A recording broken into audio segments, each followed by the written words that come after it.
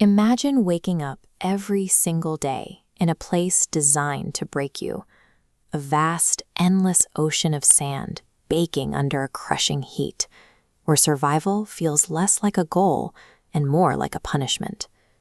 In the middle of this wasteland lived a small, sickly bird. She had no feathers to shield her delicate skin from the blistering rays, no nest to retreat to, no shade, no water. Dragging her weak body across the scorching ground, she faced a relentless psychological torment. Every morning, she stared up at the merciless sky and begged to know what terrible sin she had committed to deserve such a miserable existence. But one afternoon, a shadow briefly blocked the sun. A graceful white swan descended from the clear blue sky, landing right next to the trembling creature. A fleeting symbol of salvation in an otherwise dead world. This bird reflects the human condition when we feel entirely paralyzed and victimized by our external circumstances, convinced that our reality is an unchangeable cage. The swan, moved by compassion, promised to seek an answer. She flew to the golden gates of heaven to ask God exactly when this bird's physical torment would finally end. The answer was devastating. After looking into the threads of destiny, God revealed a crushing verdict. The bird was sentenced to 7 more years of suffering due to her past karma. Within this framework, karma functions as an inflexible, systemic law of cause and effect. This 7-year block represents a deterministic path, a trajectory set in stone. We adopt this mindset during our hardships.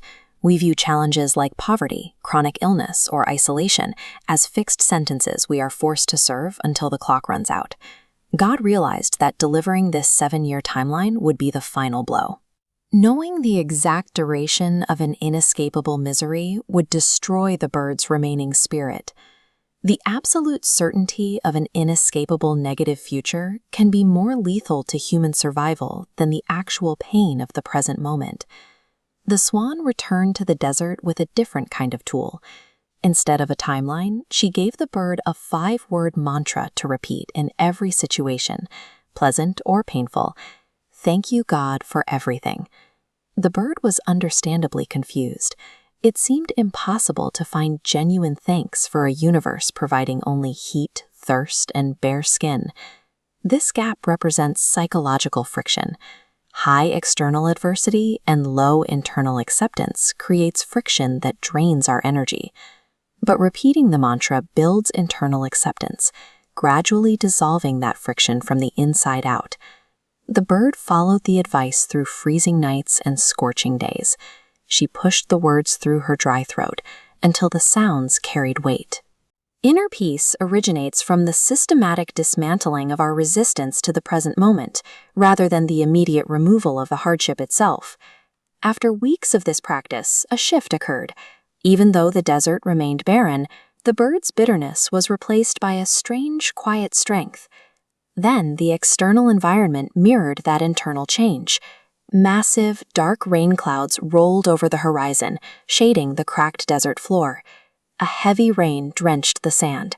The bird drank her fill, her eyes filling with tears of joy as she continued to whisper her thanks into the storm. The transformation was rapid. Ponds formed in the dunes, and dormant seeds suddenly sprouted, turning the barren wasteland into a lush green landscape. The bird's restoration followed. She grew vibrant feathers, found plentiful food, and built a sturdy nest. Her internal psychological shift acted as the primary catalyst, overriding the physical constraints of her environment from the inside out. 7 months later, the swan passed through the region again.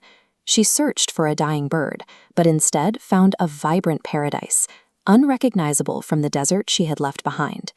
The swan rushed back to heaven, demanding to know how a strict 7-year karmic sentence could be completed in just 7 months. Gratitude operates as an active force within destiny.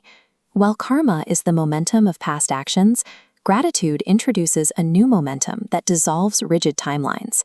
By maintaining internal thanks, the bird accelerated through her suffering, her gratitude outweighing the weight of past debt. A sustained internal frequency of gratitude is mechanically stronger than any external law of fate or determinism. We often live under the illusion that we must wait for our circumstances to improve before we have permission to be thankful. In this framework, gratitude serves as the engine that creates the blessing. It is the active ingredient required to initiate a shift in reality. Shifting your path requires you to stop cataloging your deficits and start actively appreciating the current reality, however flawed it may be. Test this shift right now. Take a moment to write down one thing you're genuinely grateful for in the comments below. Pay attention to how quickly this changes your perspective.